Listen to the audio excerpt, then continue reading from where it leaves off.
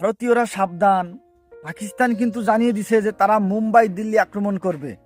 তাদের কোন হাইকমিশনার বলেছে পাকিস্তানে যদি হামলা হয় তাহলে আমরা মুম্বাই দিল্লি আক্রমণ করে উড়াই দেব।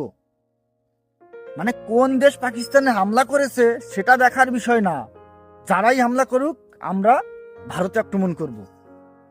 এরা কি খাইয়ে ভাই এই হাইকমিশনার হয়েছে? এদের পেটের মধ্যে কি গুঁড়ো কিরমিতি কামড়ায় নাকি?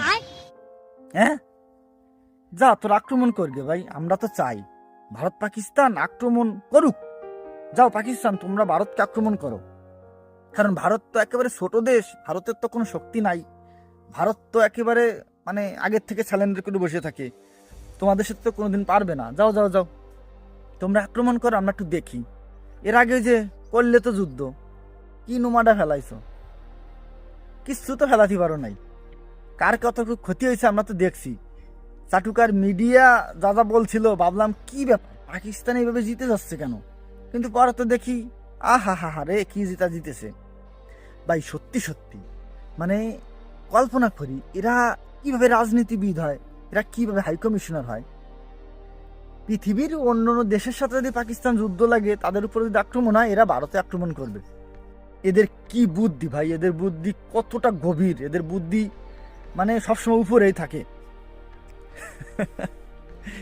নির্বোধ, কত বড় নির্বোধের দল ভাই তোমরা। ওই যে একটা কথা বলে, পিপিলিকার পাখা গজায় মরিবার তরে। তো পাকিস্তানের অবস্থাটা আস্তে আস্তে সেরকমই হচ্ছে।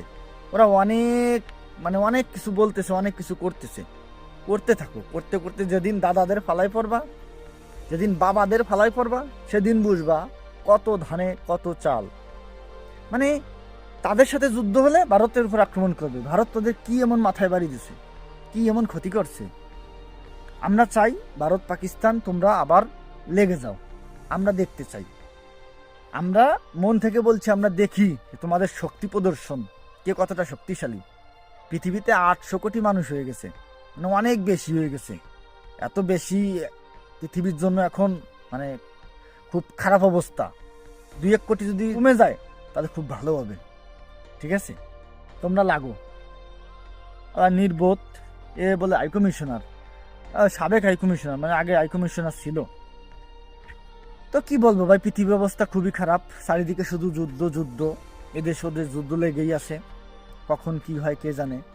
আমরা ছোট দেশ, বাংলাদেশ অল্প একটু দেশ, আমরা কোনো যুদ্ধের ভেতর নাই। তারপরে আমাদের নিজেদের দেশের মধ্যেই যা হচ্ছে সেটাই ভাই আমরা সামলাতে পারতেছি না। আর বাইরের দেশের সাথে কি বলবো, কিছু বলার নাই।